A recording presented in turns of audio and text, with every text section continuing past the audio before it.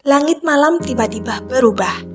Bulan yang biasanya terang, kini berwarna merah darah. Bagi sebagian orang, ini pertanda malapetaka. Tapi bagi yang lain, sebuah keajaiban alam. Inilah Blood Moon, gerhana bulan total yang selalu memikat hati manusia dari masa ke masa.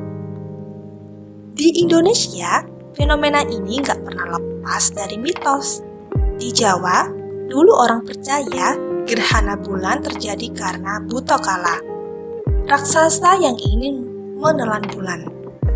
Karena itu, masyarakat akan memukul kentongan atau membuat suara gaduh, berharap sang bulan terbebas. Di beberapa daerah lain, Blood Moon dianggap sebagai pertanda buruk, wabah penyakit, peperangan, atau musibah besar. Ada juga yang percaya bulan merah darah adalah tanda marahnya leluhur atau pengingat agar manusia tidak lalai. Budaya ini bahkan melahirkan ritual sosial. Masyarakat berkumpul, berdoa bersama, dan menabuh kentongan. Walau terdengar mistis, sebenarnya ada sisi positifnya loh. Ritual ini mempererat solidaritas dan menjadi bagian identitas budaya kita. Tapi, apa sih sebenarnya yang terjadi? Blood Moon atau gerhana bulan total terjadi ketika bumi berada tepat di antara matahari dan bulan. Cahaya matahari yang biasanya langsung menyinari bulan terhalang oleh bumi.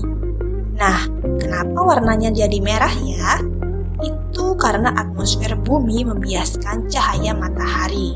Spektrum biru tersebar ke luar angkasa, sementara spektrum merah yang lebih panjang menembus atmosfer, membelai permukaan bulan.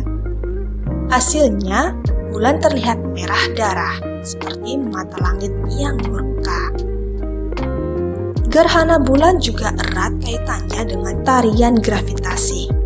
Bumi, bulan, dan matahari saling tarik-menarik. Gerhana bulan total terjadi hanya saat bulan purnama dan posisinya pas di jalur orbit. Kalau gerhana bulan terjadi ketika bumi menutupi bulan, beda lagi dengan gerhana matahari saat bulan justru menutupi matahari. Bedanya, gerhana bulan bisa dilihat dari setengah bagian bumi yang menghadap bulan, sedangkan gerhana matahari hanya bisa dilihat dari jalur sempit bayangan bulan. Itulah kenapa Blood Moon lebih sering disaksikan banyak orang sekaligus. Kalau zaman dulu orang hanya bisa menebak-nebak kapan gerhana terjadi dengan mengendalikan mata telanjang, kini manusia sudah punya teknologi super canggih untuk memprediksi fenomena langit. Pertama, ada teleskop optik modern yang bisa menangkap cahaya bulan hingga detail permukaannya terlihat jelas. Bahkan, teleskop radio dan teleskop luar angkasa seperti Hubble atau James Webb Space Telescope bisa membantu kita memahami interaksi cahaya matahari dengan atmosfer bumi saat gerhana. Tidak hanya itu, sekarang para astronom amatir pun bisa berkontribusi. Kamera DSLR atau bahkan smartphone dengan lensa khusus sudah cukup untuk merekam gerhana dengan hasil yang menakjubkan. Jadi, gerhana bukan jadi monopoli ilmuwan besar, tapi bisa dinikmati siapa saja. Lalu bagaimana soal perhitungan waktunya ya? Ilmuwan menggunakan siklus Saros, yakni pola berulang sekitar 18 tahun 11 hari dan 8 jam, yang sudah dikenal sejak zaman Babilonia kuno.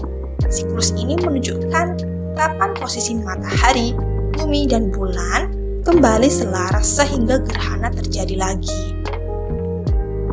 Namun, teknologi modern jauh lebih akurat.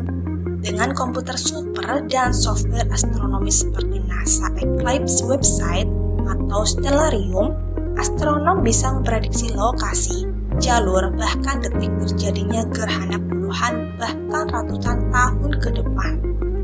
Caranya, mereka menghitung kombinasi gerakan rotasi bumi, revolusi bulan, efek gravitasi matahari, hingga faktor kecil seperti perlambatan rotasi bumi yang disebut delta P. Semua faktor ini dipertimbangkan sehingga hasil perhitungan hampir tidak pernah meleset. Jadi kalau dulu gerhana dianggap tanda misterius yang tak terduga, kini kita tahu persis kapan dan di mana aja ia akan muncul berkat sains, teknologi, dan ribuan jam kerja para astronom di seluruh dunia. Blood Moon bagi sebagian orang adalah mitos yang menakutkan. Bagi ilmuwan adalah laboratorium alam yang luar biasa, yang mengingatkan kita bahwa sains bisa menjelaskan keajaiban langit, tapi budaya juga punya caranya sendiri untuk memberi makna. Jadi, saat Blood Moon berikutnya tiba, apa yang akan kamu lakukan? Menatapnya dengan kagum atau berdoa sambil mengenang tradisi leluhur? Komen di bawah ya. Bye-bye.